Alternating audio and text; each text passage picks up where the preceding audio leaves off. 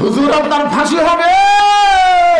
মীর কাসেম আলী 12টার সময় ফাঁসি হবে, রাত 12টায়। 10:30 উকিল বলতেছে, স্যার আপনার তো রাত 12টায় ফাঁসি হবে।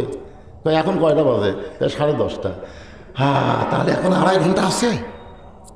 ঘন্টা দিয়ে ঘুম পাড়ি, 2 ঘন্টা ঘুম পাড়ি।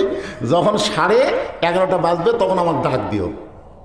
উকিল কাকের মানুষ নাকি, 2.5 ঘন্টা পর তার ফাঁসি হবে, তাই বলে 2 ঘন্টা ঘুম পাড়বে।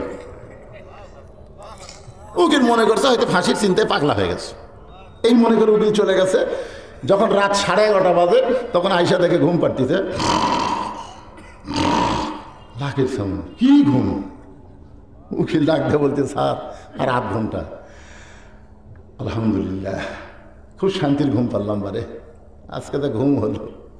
8 ঘন্টা পর আপনার ফাঁসি হবে, এখনো সময় আছে তো। ওযু করে 2 রাকাত নামাজ পড়ে পাঞ্জাবি গাওয়াতে বলতেছে, আমার কেমন লাগতেছে, দেখো তো আমার চেহারা কিরকম লাগতেছে। স্যার আপনি ফাঁসির মঞ্চে যাচ্ছেন, এখন আমার চেহারা কি? বলে, তোমরা খালি বারবার ফাঁসি বলতেছো, কিন্তু আমি তো দেখতে পাচ্ছি আল্লাহ আমার জন্য 8টা জান্নাতের দরজা খুলে ধরেছে। হুজুর আপনার ফাঁসি হবে, স্যার আপনার ফাঁসি হবে। মীর কাসেম আলী তখন কোরআন থেকে তেলাওয়াত করতেছেন, ওয়ালা তাকুলু লিমান ইউকতালু ফি সাবিলিল্লাহি আমওয়াতুন বাল আহয়াউ ওয়ালাকিন লা তাশউরুন।